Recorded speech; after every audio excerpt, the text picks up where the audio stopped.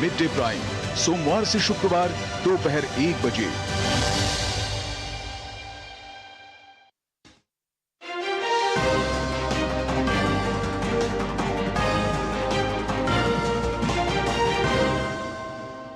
नमस्कार, आप देख रहे हैं समाचार आपके साथ। मैं हूं पराक्रम से शेखावत। बताएंगे आपको इस वक्त की बड़ी खबर और समाचार की शुरुआत करेंगे सुर्खियों के साथ। शंघाई शिखर सम्मेलन में चीन के राष्ट्रपति शी जिनपिंग ने प्रधानमंत्री नरेंद्र मोदी का किया स्वागत। सम्मेलन में सभी 10 सदस्य देश, डायलॉग साझेदार देश और आमंत्रित देश कर रहे हैं शिरकत।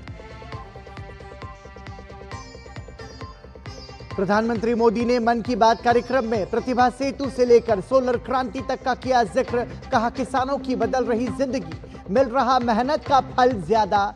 सोलर पंप और सोलर राइस मिल से आ रहा बदलाव।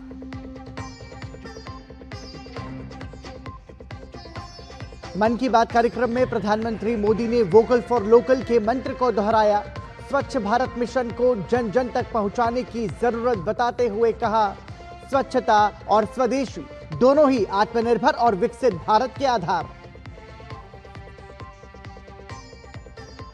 लखनऊ के गुडम्बा इलाके की पटाखा फैक्ट्री में धमाका। हादसे में जिला प्रशासन ने 2 लोगों की मौत की पुष्टि की, कई घायल। मुख्यमंत्री योगी आदित्यनाथ ने मृतकों के परिजनों के प्रति संवेदना जताते हुए राहत कार्य में तेजी लाने के दिए निर्देश। और एशिया कप हॉकी में भारतीय टीम की जीत का सिलसिला जारी। जापान को रोमांचक मुकाबले में 3-2 से हराकर दर्ज की लगातार दूसरी जीत। कप्तान हरमनप्रीत सिंह ने किए 2 गोल।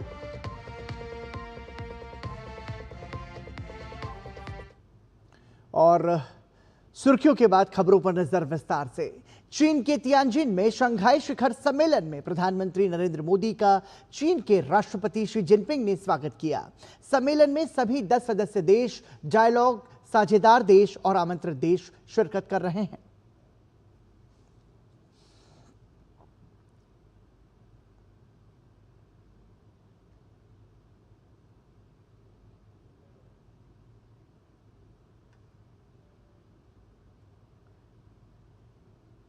चीन दौरे पर प्रधानमंत्री नरेंद्र मोदी ने कई देशों के राष्ट्राध्यक्षों के साथ भी मुलाकात की। प्रधानमंत्री नरेंद्र मोदी ने नेपाल के प्रधानमंत्री केपी ओली से मुलाकात की। प्रधानमंत्री मोदी ने मुलाकात की फोटो सोशल मीडिया एक्स पर साझा करते हुए लिखा, तियानजिन में नेपाल के प्रधानमंत्री केपी ओली से मिलकर मुझे बहुत खुशी हुई। नेपाल के साथ भारत के संबंध बहुत गहरे और विशेष हैं।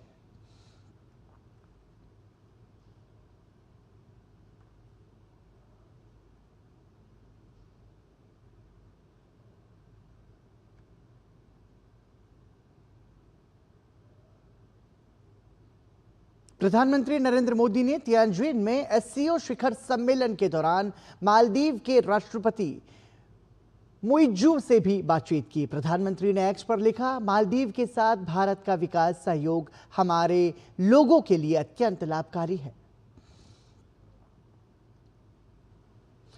एससीओ शिखर सम्मेलन में प्रधानमंत्री मोदी और मिस्र के प्रधानमंत्री मुस्तफा मदबौली के बीच भी मुलाकात हुई। इस मुलाकात की फोटो साझा करते हुए प्रधानमंत्री नरेंद्र मोदी ने कुछ साल पहले की अपनी मिस्र यात्रा को याद किया। उन्होंने लिखा कि भारत और मिस्र की मित्रता प्रगति की नई ऊंचाइयों को छू रही है।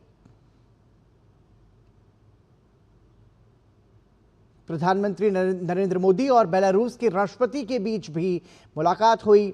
प्रधानमंत्री मोदी इस मुलाकात की जानकारी देते हुए उन्होंने लिखा कि बेलारूस के राष्ट्रपति अलेक्जेंडर लुकाशेंको से मिलकर खुशी हुई। जहां तक दोनों देशों का सवाल है, हम दोनों ही भविष्य में मिलने वाले लाभकारी अवसरों को लेकर बहुत आशावादी हैं।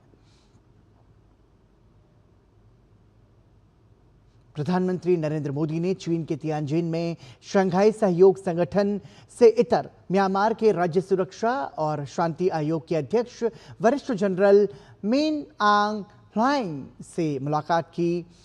विदेश मंत्रालय के प्रवक्ता रणधीर जायसवाल ने एक्स पर इसकी जानकारी दी। उन्होंने बताया कि दोनों नेताओं ने संबंधों की समीक्षा की और व्यापार, विकास, साझेदारी, रक्षा और सुरक्षा तथा सीमा प्रबंधन सहित द्विपक्षीय सहयोग के विभिन्न पहलुओं पर आगे की रणनीति पर चर्चा की। प्रधानमंत्री ने म्यांमार की विकास आवश्यकताओं में सहयोग के प्रति अपनी प्रतिबद्धता दोहराई।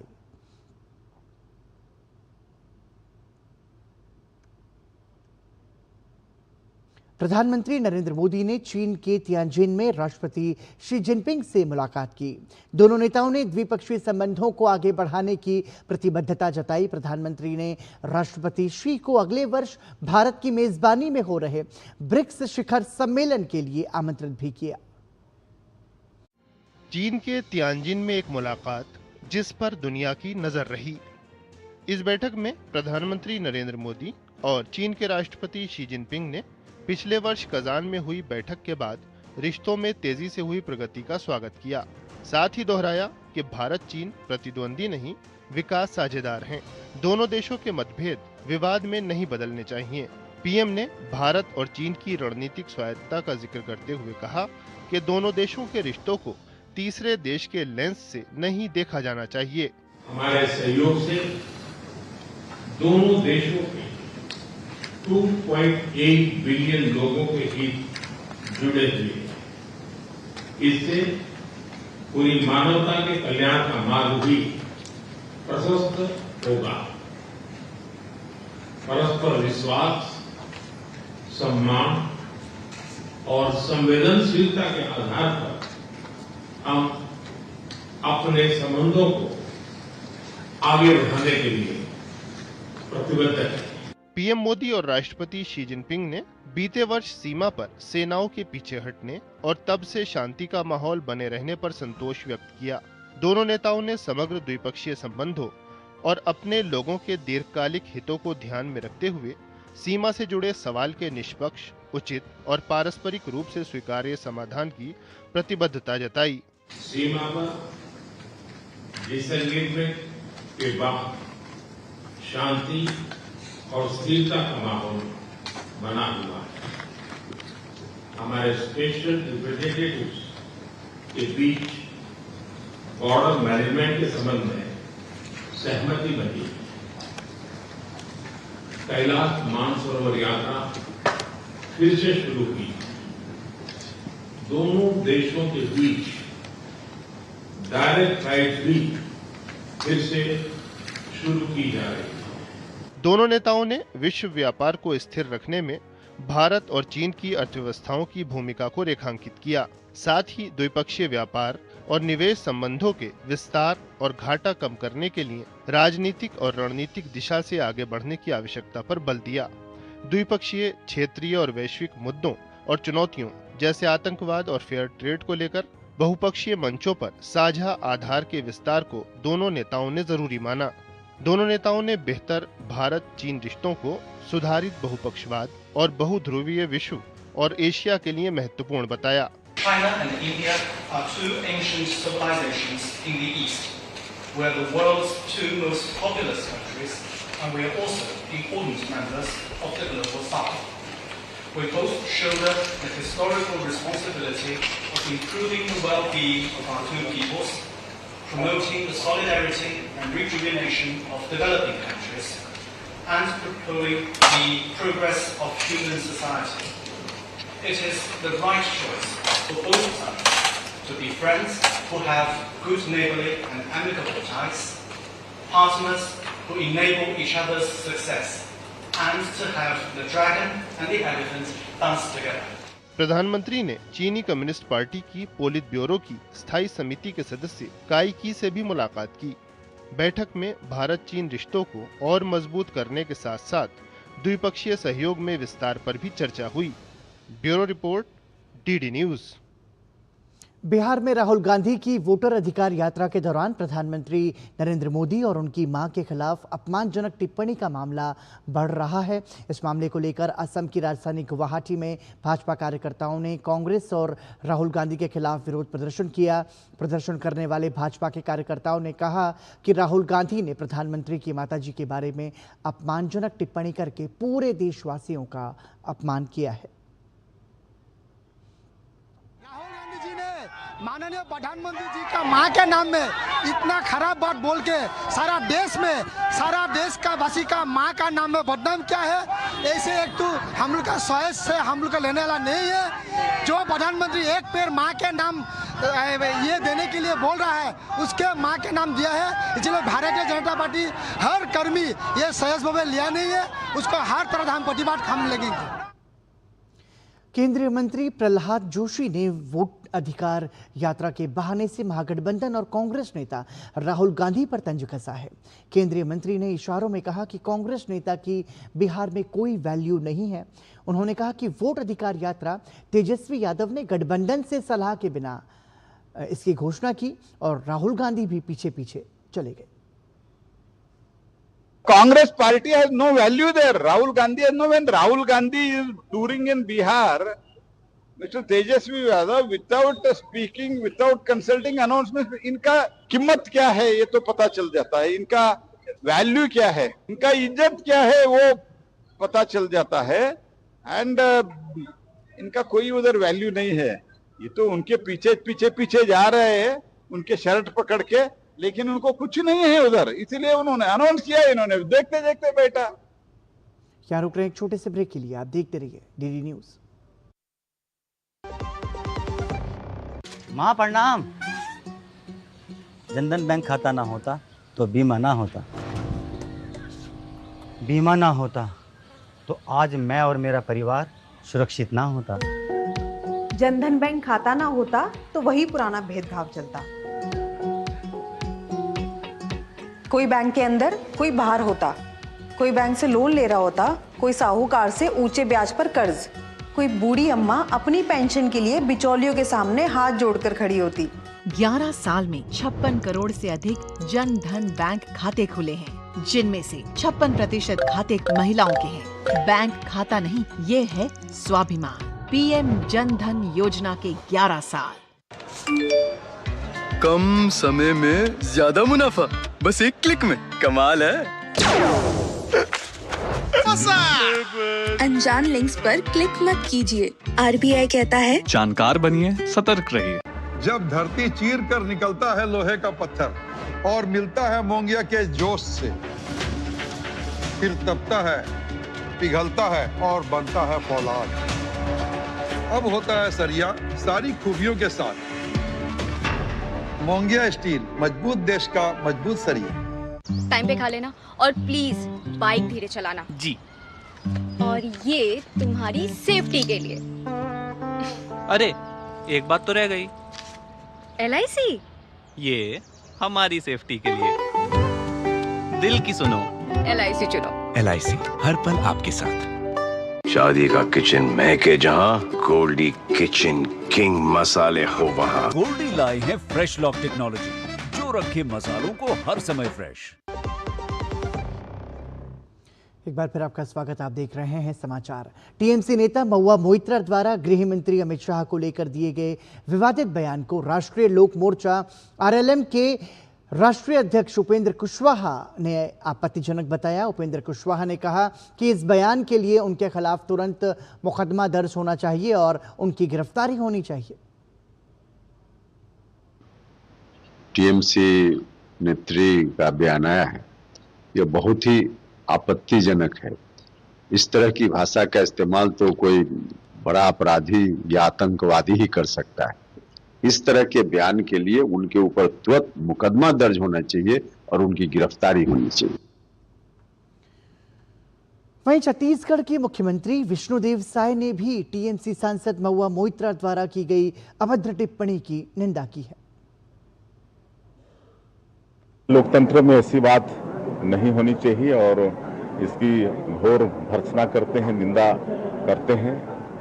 ऐसा लोकतंत्र में इस तरह के अशोभनीय भाषा का कोई जगह नहीं है। उत्तर प्रदेश के उप मुख्यमंत्री ब्रजेश पाठक ने सपा प्रमुख अखिलेश यादव पर निशाना साधा है। उप मुख्यमंत्री ने अखिलेश यादव के एक्स पोस्ट को लेकर सपा प्रमुख को पूरी तरह से भ्रमित बताया। उप मुख्यमंत्री ने कहा कि उनके पास राज्य और देश को आगे ले जाने के लिए कोई विजन नहीं है और उन्हें आत्मचिंतन करना चाहिए। अखिलेश यादव जी पूरी तरह से दिग्भ्रमित हो चुके हैं। देश को आगे बढ़ाने के लिए, प्रदेश को आगे बढ़ाने के लिए उनके पास कोई विजन नहीं है। आत्मलोकन करें और प्रदेश को आगे बढ़ाने में अपना योगदान दें। नई दिल्ली में भारत के आध्यात्मिक, सांस्कृतिक और राष्ट्र निर्माण में राज दरभंगा का योगदान विषय पर संगोष्ठी हुई। इसमें राज दरभंगा पुस्तक का भी विमोचन किया गया। संगोष्ठी में केंद्रीय वन एवं पर्यावरण मंत्री भूपेंद्र यादव ने कहा कि मिथिला कला, दर्शन, संस्कृति और ज्ञान की धरती है। आजादी से पहले भी मिथिला क्षेत्र में राज दरभंगा के प्रयास से शिक्षा, कला और स्थापत्य के लिए बड़ा काम हुआ है। यहां तक कि राज दरभंगा ने बनारस में काशी हिंदू विश्वविद्यालय के निर्माण में भी विशेष सहयोग दिया।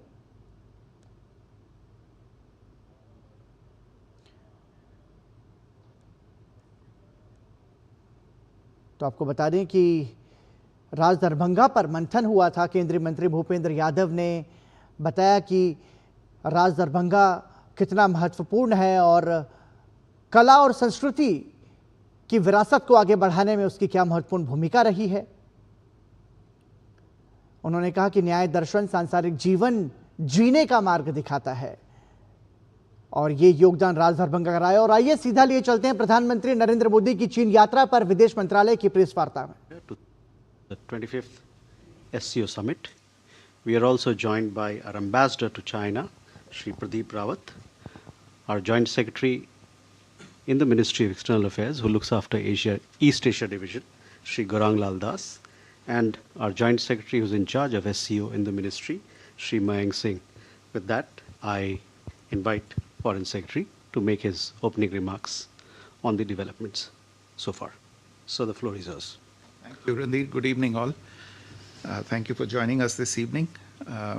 As you're all aware, Prime Minister is on a visit to Tianjin for the SCO summit taking place here. He arrived in Tianjin yesterday evening to a warm reception by the host government and subsequently a very vibrant cultural reception by the Indian community in Tianjin. Prime Minister's first engagement this morning was a bilateral meeting with President Xi Jinping of the People's Republic of China. We've released a statement on that meeting. You would be aware of the details. Let me just fill you in on a couple of aspects of the meeting. As you're aware, this is the second meeting between the two leaders in the space of less than a year. There was their last meeting was in Kazan in October last year, where they had laid down certain strategic guidelines for the development of bilateral relations and set out certain goals to be achieved by the two sides. In their meeting this morning, both the leaders were happy to note the progress that had been registered, the actions that had been taken since the meeting in Kazan, and the momentum that had been maintained in bilateral relations since that meeting, especially in the domain of people-to-people relations.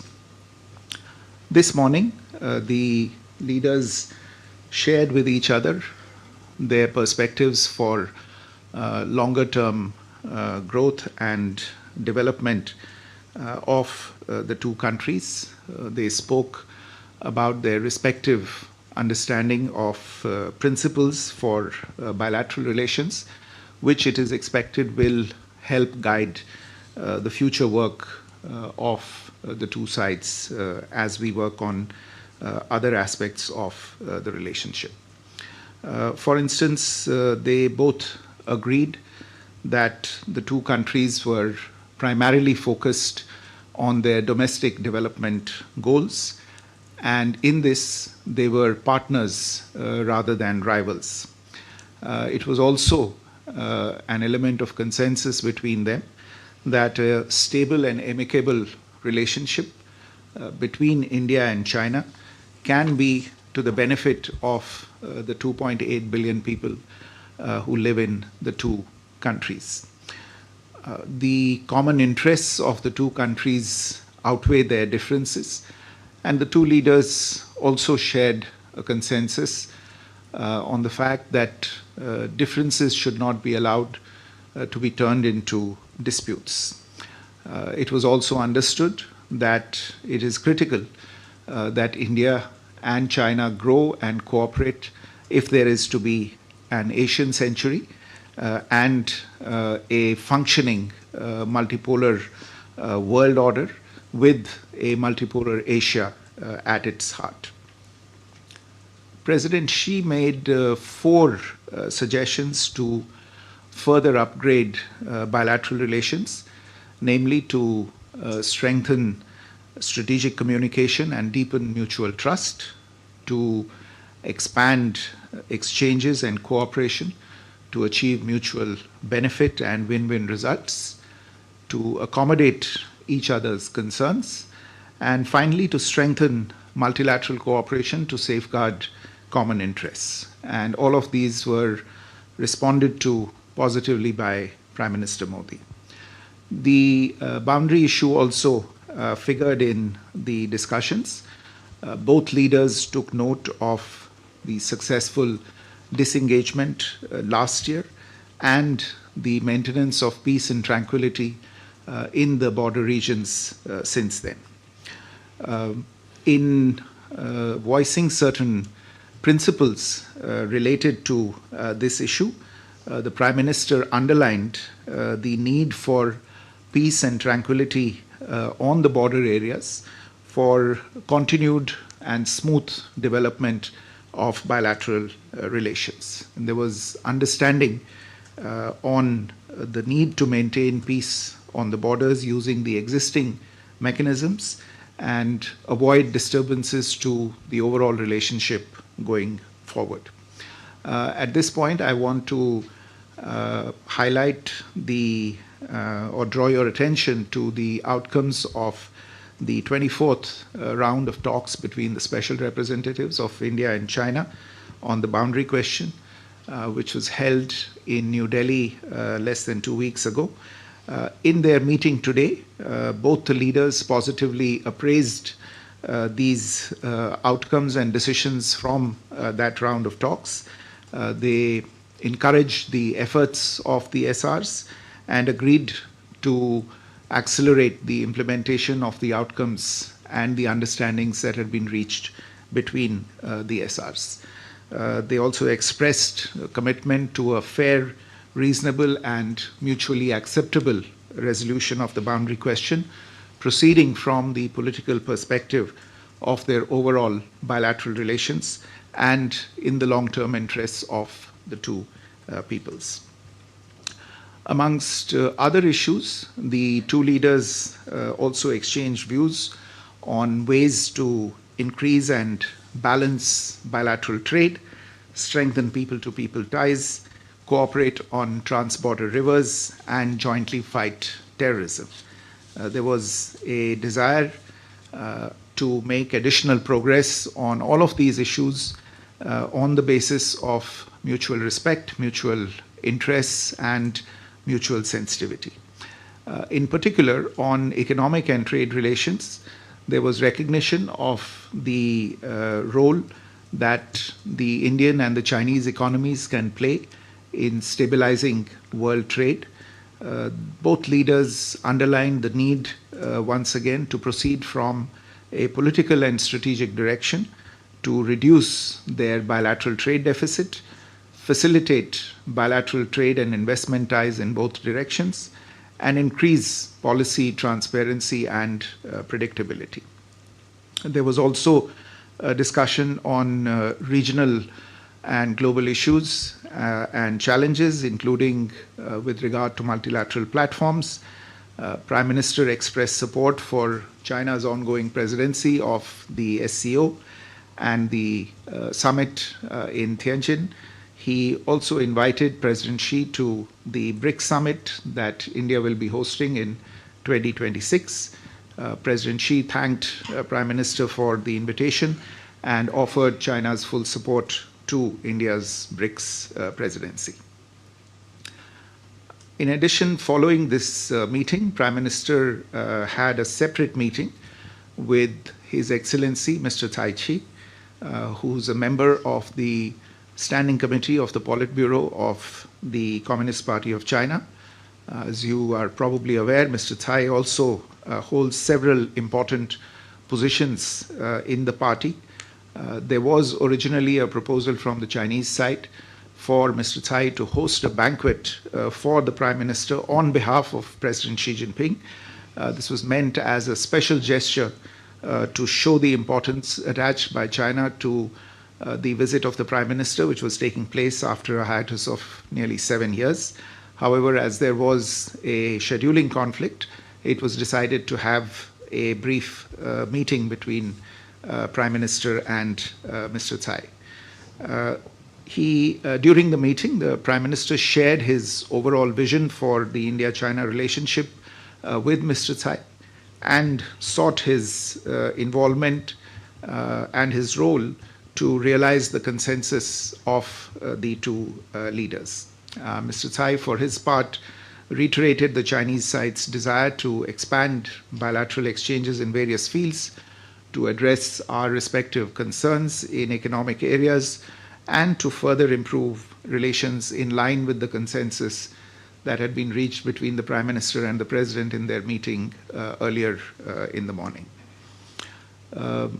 Slightly earlier this evening, the Prime Minister also had a bilateral meeting with Senior General Min Aung Hlaing, Chairman of the State Security and Peace Commission of Myanmar.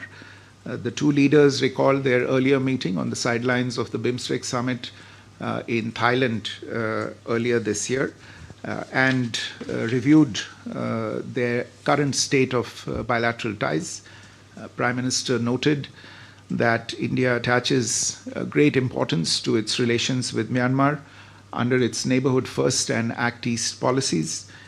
He underlined the importance of the development partnership between the two countries and sought Senior General Min Aung Hlaing's support for the ongoing connectivity projects between India and Myanmar. There was also a discussion on the security and border issues. Prime Minister welcomed the announcement of elections in Myanmar and stated that dialogue was the only way forward to foster peace and stability in Myanmar. A short while ago in the evening, Prime Minister attended the official reception of the 25th SCO summit hosted by President Xi Jinping for the visiting leaders. Tomorrow, Prime Minister will be addressing the plenary session of the summit, where he will outline India's approach to fostering regional cooperation under the SCO umbrella. After this engagement, he is scheduled to have a bilateral meeting with President Vladimir Putin of Russia, following which he will depart for India. Let me stop here, and I think we have time for a few questions. Thank you. Okay. So we go from Manish, please. Foreign Secretary Manish Chand, India Rights Network. My question is about, the ballooning trade deficit, which is close to $100 billion. You spoke about having a balanced economic relationship. What concrete measures, steps were unveiled? Was there any pledge by the Chinese side to step up investment in India? And my second question is that was there any progress on de-escalation if the issue was discussed? And what is the way forward from SR talks? Thank you. Sudhi. So, Sudhi Ranjan from Bloomberg, sir. On the border talks, you did mention about the SR level talks. How does it go forward from here? In particular, the issue of delimitation that has been mentioned in the last joint statement. Uma. Umashankar, independent journalist. Umashankar Singh, independent journalist. मेरा सवाल ये है कि चीन की तरफ से जो बयान जारी किया गया है उसमें राष्ट्रपति शी के हवाले से कहा गया है कि उन्होंने प्रधानमंत्री मोदी से ये कहा, और मैं कोट कर रहा हूँ, कि हमें सीमावर्ती क्षेत्रों में शांति और सौहार्द बनाए रखने के लिए मिलकर काम करना चाहिए और सीमा मुद्दे को समग्र चीन भारत संबंधों को परिभाषित नहीं करने देना चाहिए। सवाल ये है कि भारत क्या चीन के इस रुख से जो सहमत है, क्योंकि भारत पहले से कहता रहा है कि 2020 अप्रैल के पहले की यथास्थिति जो है वो पहली शर्त है दोनों देशों के बीच संबंधों को सामान्य करने की। सिद्धांत। Hi sir, Siddhant from WION.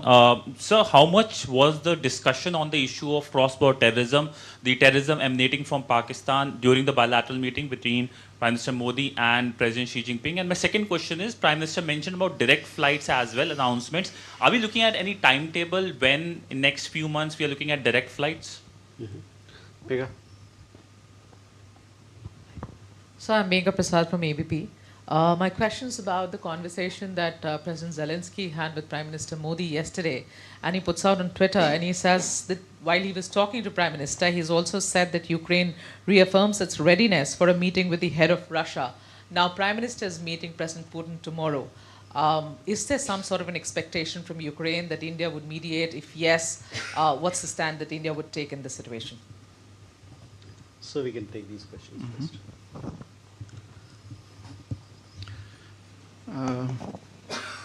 So Manish, to your question on the deficit, yes, it is a fact that there is a large and ongoing trade deficit between India and China, and this has been a matter of discussion over several years. In the current context as well, in fact, this is a discussion that started even when Foreign Minister Wang Yi was in Delhi and meeting with External Affairs Minister Dr. Jaishankar. The issue was raised there as well by us.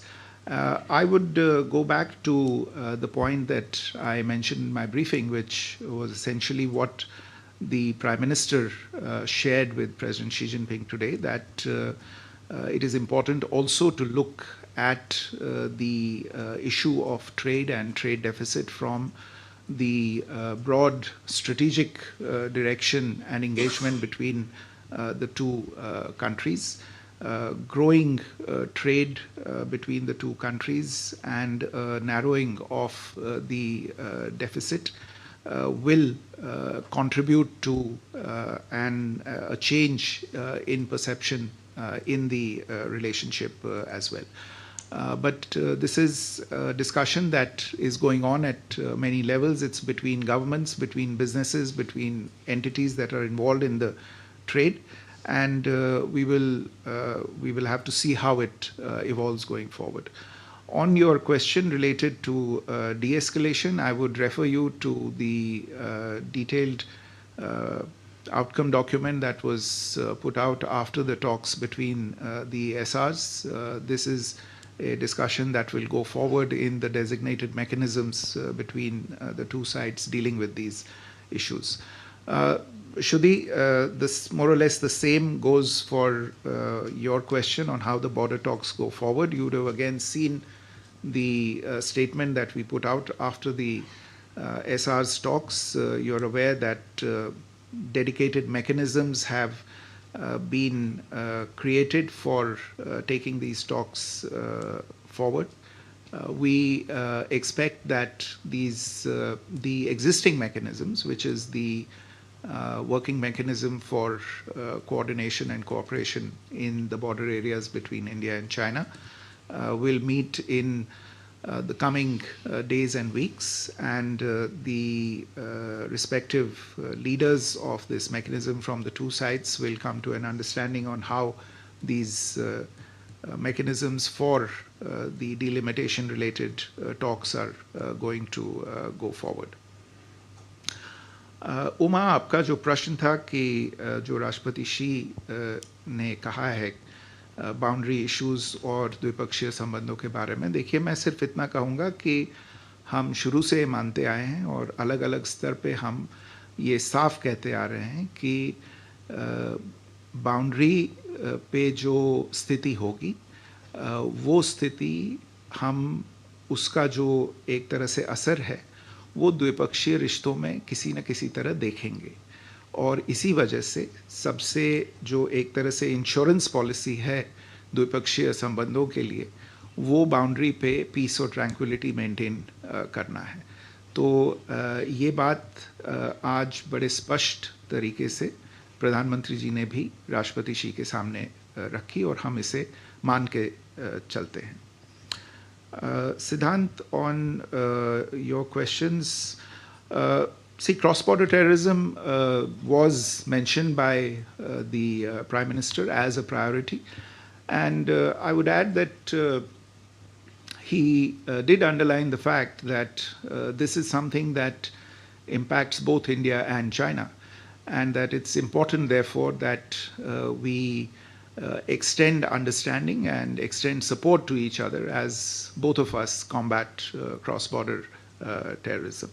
And I would, in fact, like to say that we have received the understanding and cooperation of China as we have dealt with the issue of cross-border terrorism in the context of the ongoing SCO summit.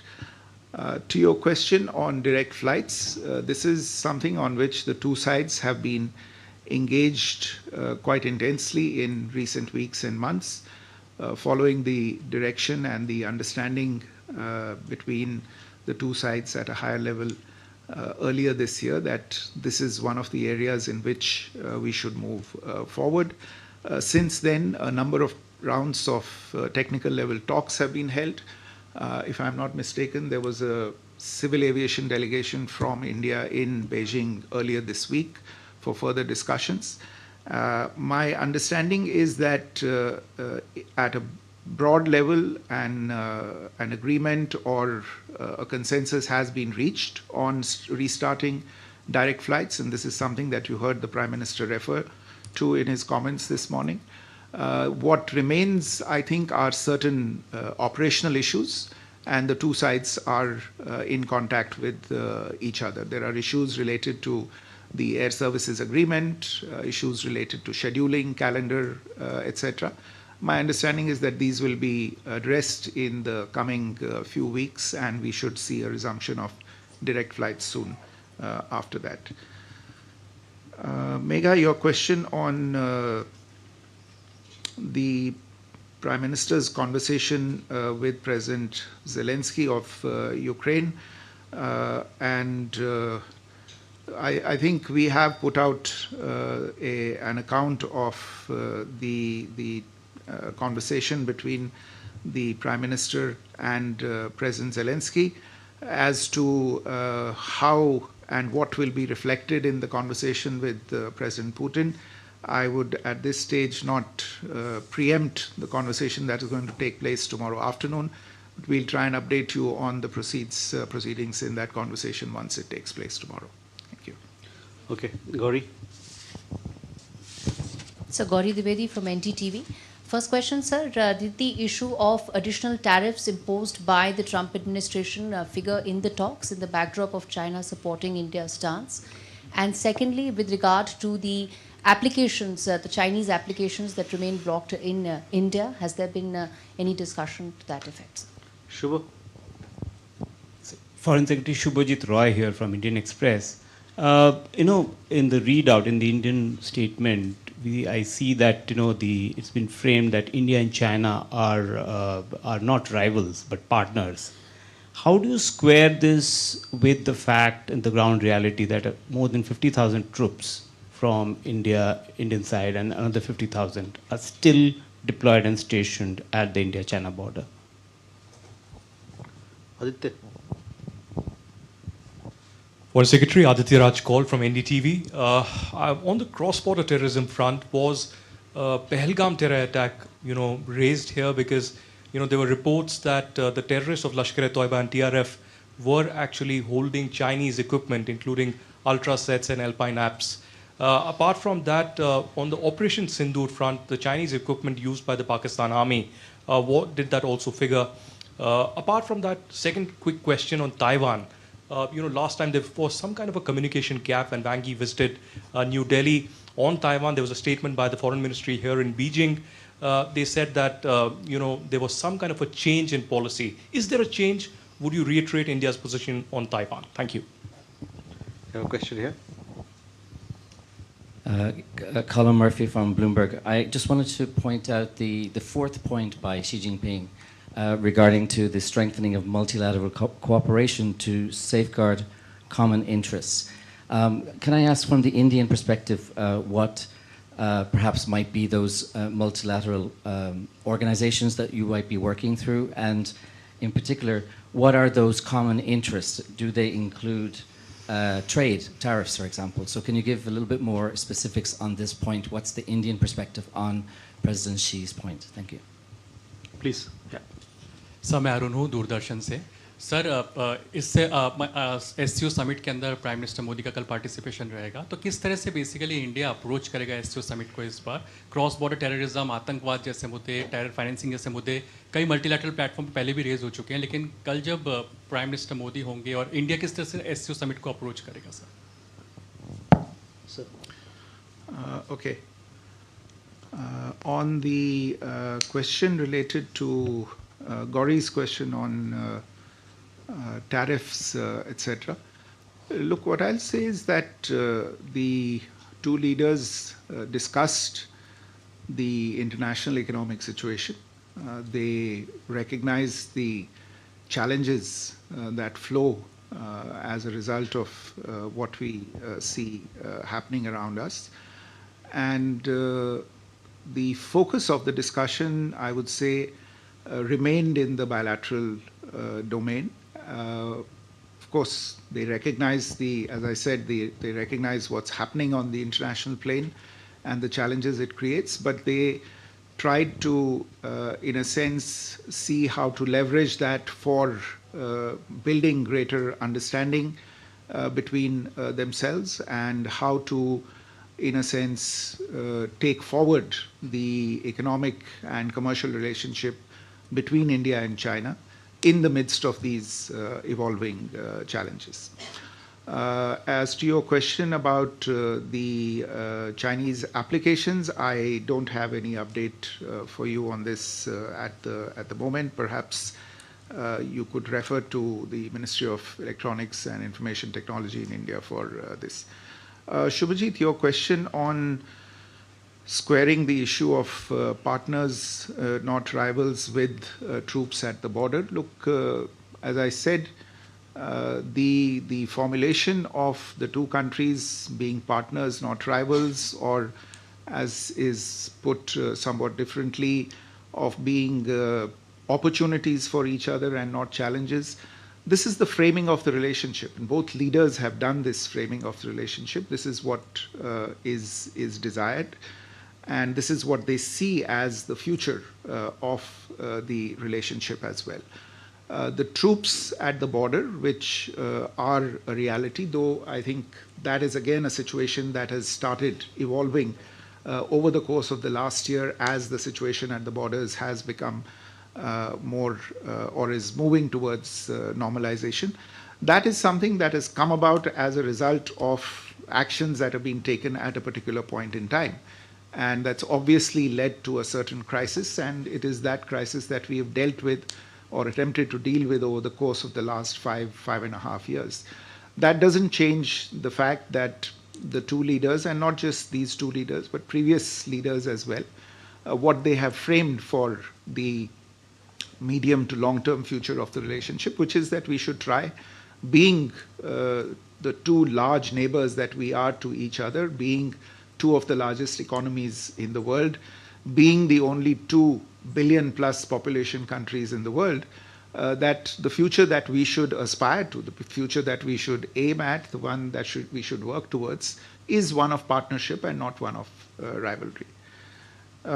Aditya, on your questions related to cross-border terrorism, look, all I'll say is that without going into the specifics, that the issue was discussed. It was raised by the Prime Minister, and he outlined his understanding very, very crisply and very specifically on this issue. As I said, he outlined the fact that this is a scourge that both China and India have been victims of, and India is still combating this menace.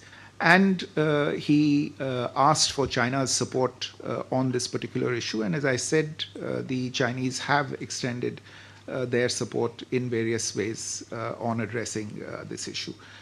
As to your question on Taiwan, the answer is quite simple. There is no change in India's position on Taiwan. Kolam's question on the specifics of the two leaders talking about strengthening multilateral cooperation to safeguard common interests. Well, essentially, it's to, if you look at what's happening in the space of global trade, for instance, or multilateral finance, for instance, the understanding really is to do with addressing the deficit in global governance in these institutions that look after world trade or the multilateral financial architecture. Obviously, there is a deficit in how the WTO is working, for instance. There is even a deficit in how the United Nations is working at this point in time. These are obviously common interests for two countries such as India and China that are large actors on the international commercial, economic, and financial stage. And therefore, it is obvious for them to have a certain amount of understanding in strengthening these institutions that were originally tasked with looking at these issues. आपका जो सवाल था SCO को लेके, देखिए SCO की बैठक कल शुरू होने वाली है और मेरा अनुमान है कि SCO के बैठक के बाद हम एक वक्तव्य उसके बारे में निकालेंगे, तो अभी प्रीजज न करें, उसको प्रीएम्प्ट न करें, कल उसके बारे में कुछ समाचार आपको देंगे। बहुत बहुत धन्यवाद। Thank you, sir. With that, ladies and gentlemen, we come to the close of this press briefing. We shall keep you updated with developments of tomorrow. Thank you.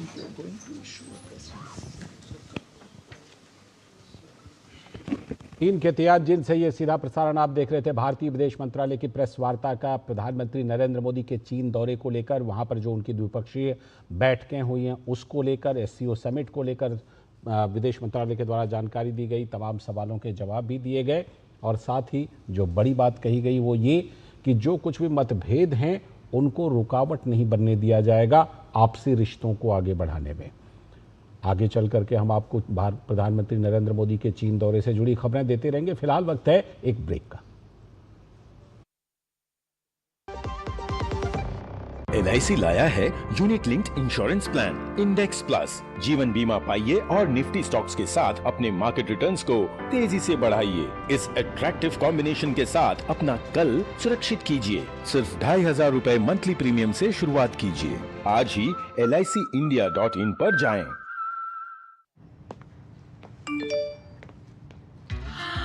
10 lakh की लॉटरी मुझे, वाओ!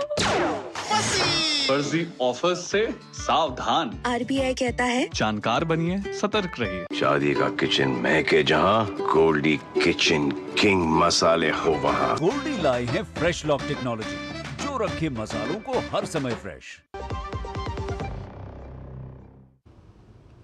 स्वागत है ब्रेक के बाद। इस समय की एक बड़ी खबर पिथौरागढ़ से आ रही है। उत्तराखंड के पिथौरागढ़ में बड़ा हादसा टल गया है। धारचूला में धौली गंगा नदी पर NHPC के पावर हाउस की टनल का मुहाना बंद हो गया है। भूस्खलन से NHPC के पावर हाउस की टनल का मुहाना बंद हो गया है। NHPC की टनल में फंसे 19 कर्मचारियों को बाहर निकाल लिया गया, सुरक्षित बाहर निकाल लिया गया। तो ये बड़ी खबर पिथौरागढ़ से, और राकेश पंत हमारे साथ जुड़ रहे हैं पिथौरागढ़ से इस पर और ज़्यादा जानकारी देने के लिए। हमारे संवाददाता आगे चलकर हम कोशिश करेंगे कि अपने संवाददाता को वहां से जोड़कर इस बारे में जानकारी लें, लेकिन फिलहाल इस समय की बड़ी खबर, ब्रेकिंग न्यूज़ की धारचूला में धौली गंगा नदी पर NHPC के पावर हाउस की टनल का ये मुहाना बंद हो गया। आप तस्वीरों में देख पा रहे हैं किस तरह से टनल का ये मुहाना बंद हो गया है। ये भूस्खलन की वजह से हुआ है। पावर हाउस की टनल है ये, NHPC के पावर हाउस की टनल, जिसका मुंह बंद हो गया है और इसकी वजह से 19 कर्मचारी फंस गए थे। लेकिन अच्छी बात यह है कि 19 सभी कर्मचारियों को सुरक्षित बाहर निकाल लिया गया है। तो ये हादसा जो हो सकता था वो फिलहाल टल गया है। अच्छी बात है, राहत की खबर है ये बड़ा हादसा होने से टल गया। भूस्खलन की वजह से जो मुहाना बंद हुआ है टनल का, उसे अगले कुछ दिनों में साफ कर दिया जाएगा। लेकिन धारचूला में ये धौली गंगा नदी है, वहीं पर ये पावर हाउस की टनल है, उसका मुहाना बंद हो गया है भूस्खलन की वजह से। आप तस्वीरों में देख पा रहे हैं कुछ जो टूट फूट है वो भी हुई है इस भूस्खलन की वजह से। लेकिन सबसे बड़ी राहत की बात कि जो 19 कर्मचारी वहां पर फंसे हुए थे उनको बिल्कुल सुरक्षित बाहर निकाल लिया गया है। सभी कर्मचारियों को, 19 के 19 सभी कर्मचारियों को। इस तरह से एक बड़ा हादसा टल गया और किसी भी तरह की जान या किसी भी तरह के जान माल की बहुत ज़्यादा नुकसान की कोई वैसी खबर नहीं है। लेकिन क्योंकि वैसा भूस्खलन हुआ है, ऊपर से उस तरह के पत्थर, उस तरह के मलबे आए हैं, तो मुहाना भी बंद हो गया है। और आप टनल को थोड़ा बहुत बाहर से कुछ नुकसान की भी तस्वीरें देख पा रहे हैं, जिसमें कि थोड़ा बहुत बाहर से कुछ नुकसान हुआ है। लेकिन सिर्फ मुहाना बंद हुआ है मोटे तौर पर, जिसे कि अगले कुछ दिनों में खाली करा लिया जाएगा, साफ कर लिया जाएगा। तो ये पिथौरागढ़ से ये बड़ी खबर। पिथौरागढ़ में बड़ा हादसा टला है।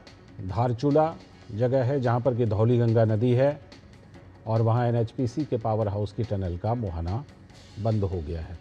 तो जिलाधिकारी विनोद गोस्वामी ने इस बारे में बताया कि घटना की जानकारी मिलते ही जिला प्रशासन ने तेजी से राहत और बचाव कार्य शुरू कर दिया।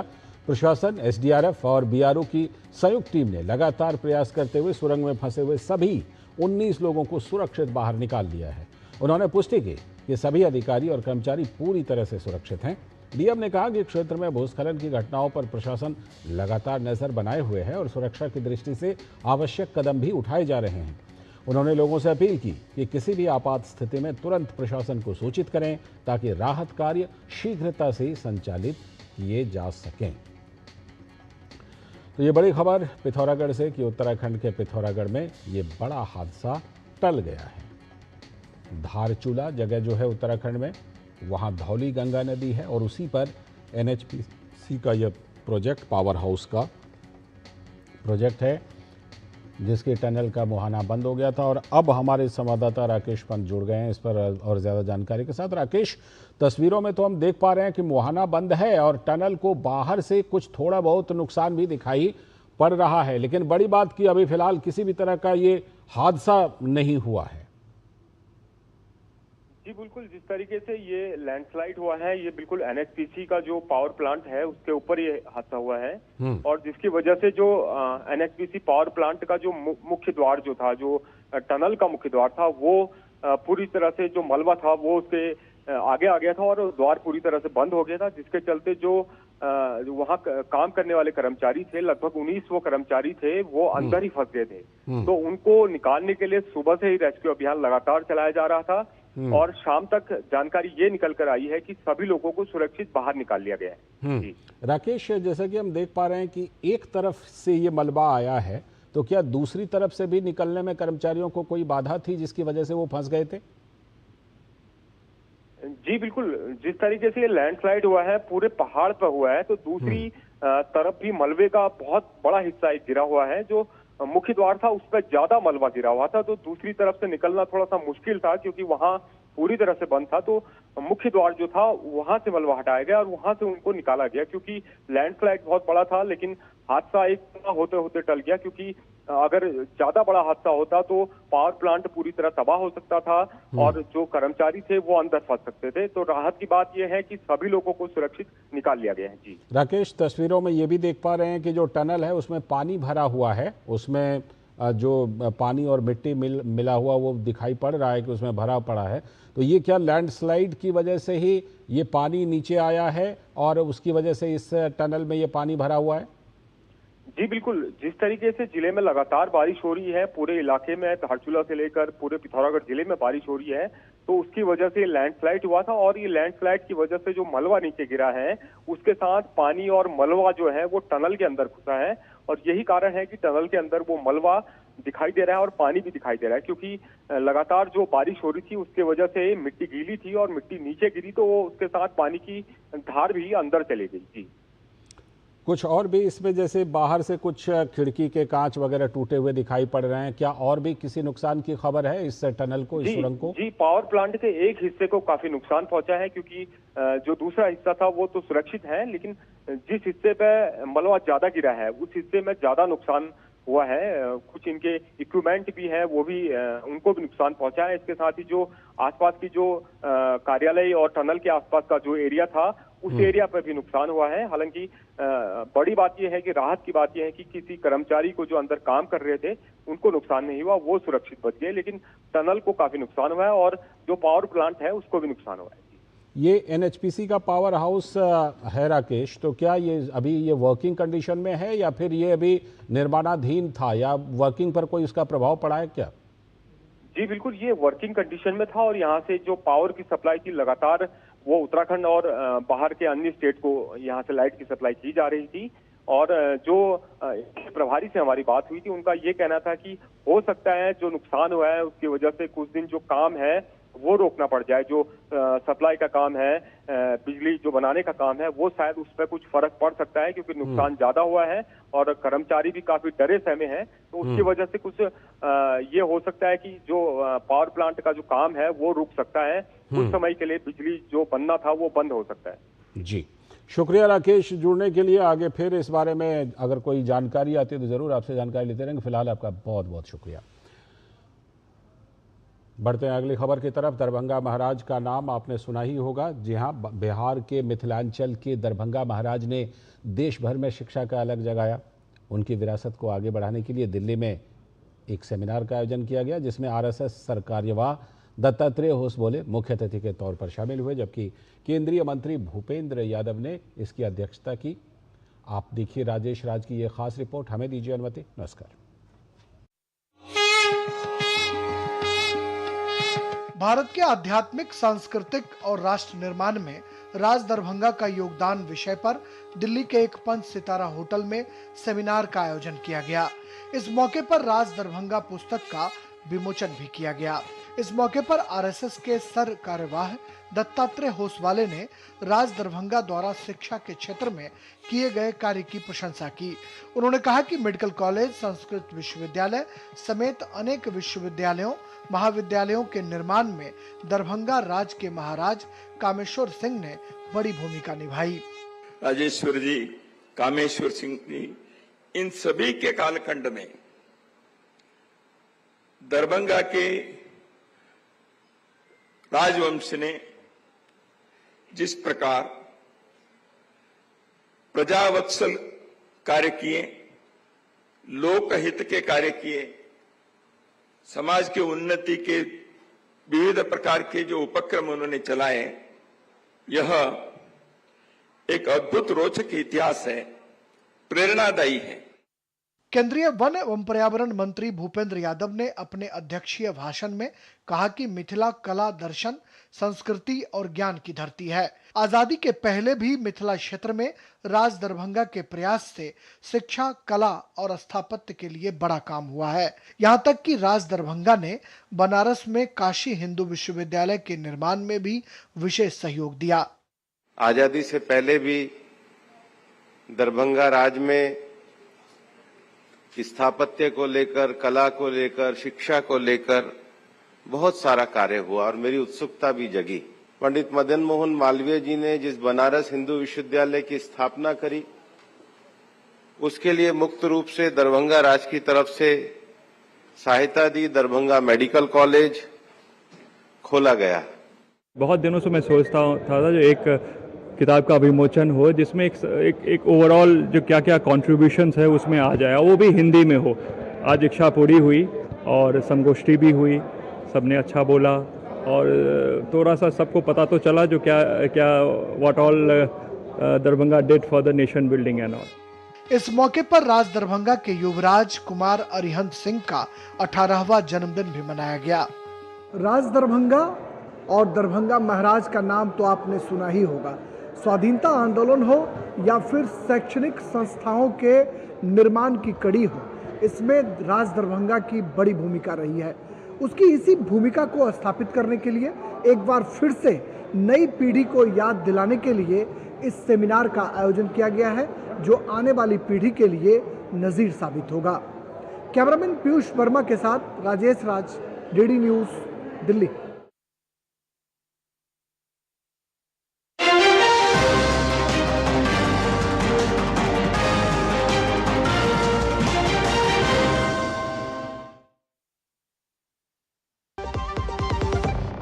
सुनो सुनो, एक अच्छी इंश्योरेंस पॉलिसी एआई से पूछते हैं।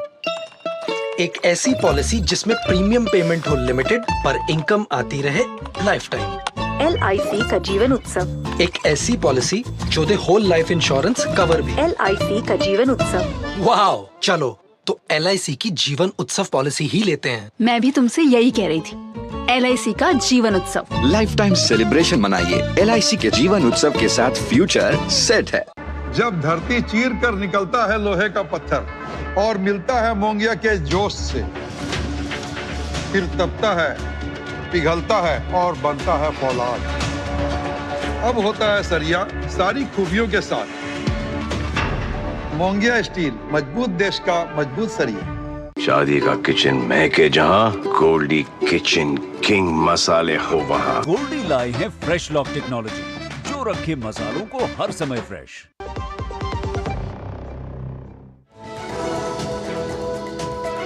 बदलते